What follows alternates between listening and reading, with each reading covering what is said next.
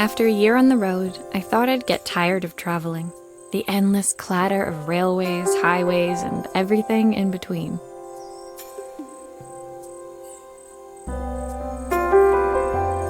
But as my train pulled into the station at Bellariva, I felt every bit as excited as the first day of my journey. A whole year. It felt like a lifetime.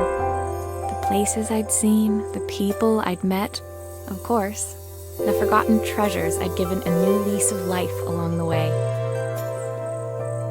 I'm a restorer by trade.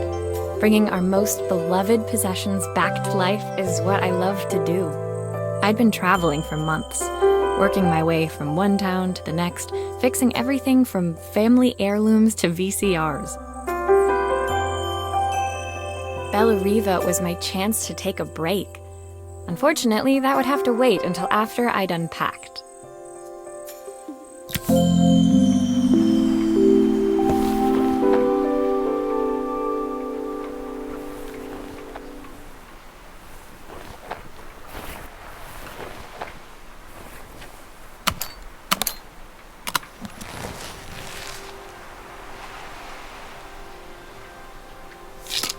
I picked up these sunglasses on my last stop. Hopefully I'm cool enough to pull them off.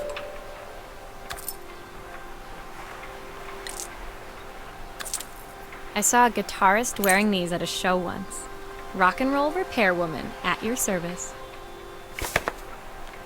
My passport. Not many blank pages left now.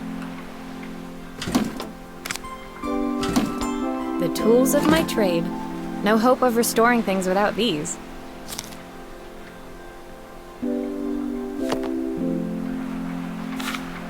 My parents took this after I made my first repair. Seems like a lifetime ago. Looking forward to taking more close-ups of my fingers with this.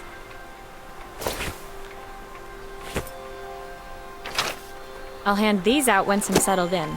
Fingers crossed they get me some work.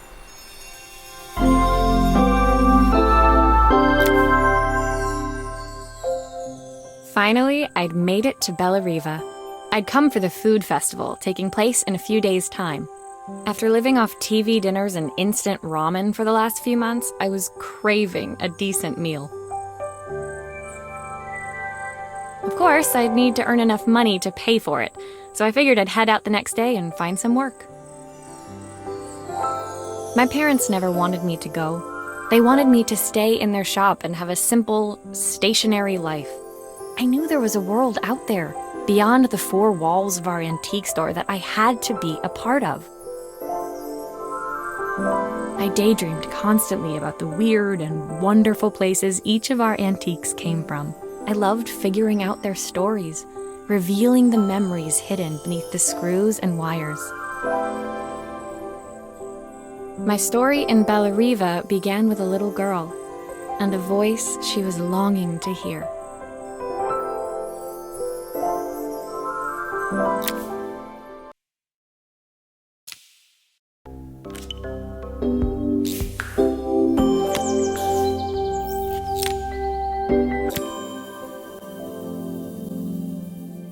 It was my first morning in Bellariva, and I couldn't wait to leave my hotel and explore. It was a quiet town, its streets and alleyways basking peacefully in the hot morning sun. In the main square, meanwhile, preparations were underway for the festival in a few days' time. As I handed out my flyers, I wondered what the people of Bellariva would need me to fix. So far, everything here seemed perfect. I was starting to worry I'd made a mistake when I felt someone tapping me on the back. Hi, I'm Izzy. Do you know how to fix things?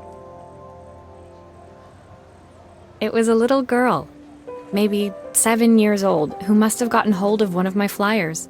She rummaged around in her backpack until she hauled out a battered red cassette deck. My tape is broken and I can't make it work anymore. I tried to fix it myself, but there's this metal thing in the way. Can you try?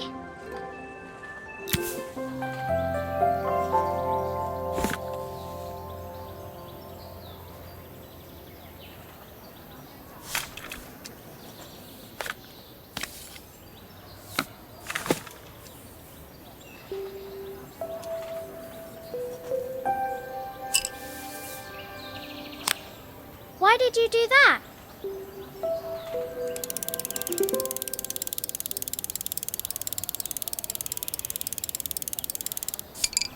How did you do that? I didn't see.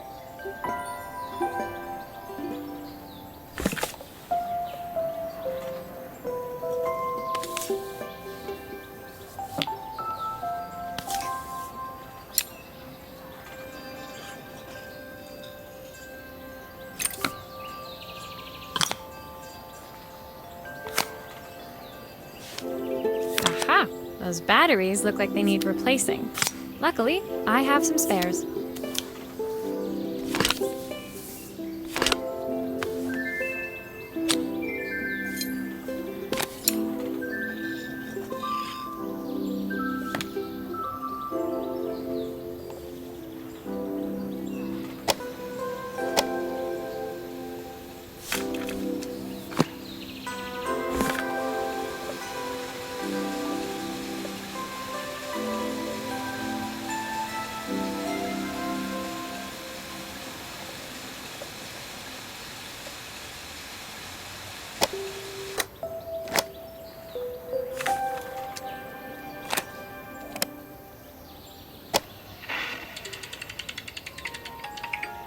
Will you dream a dream for me? If I sit by your side and hold you so tight, know that When it finished, Izzy picked up the tape deck and tucked it carefully into her backpack. Thanks, Maria. You're the best person at fixing things ever. No problem. Who was that singing? They're very good. It's my mum. She's not here anymore. Izzy trailed off. It was the kind of silence a cassette tape would never be enough to fill. When Izzy's friends called for her, she dug deep into her pockets, looking for something to pay me with. Eventually, she produced a grand total of a stick of gum, 3 mismatched buttons, and a yo-yo.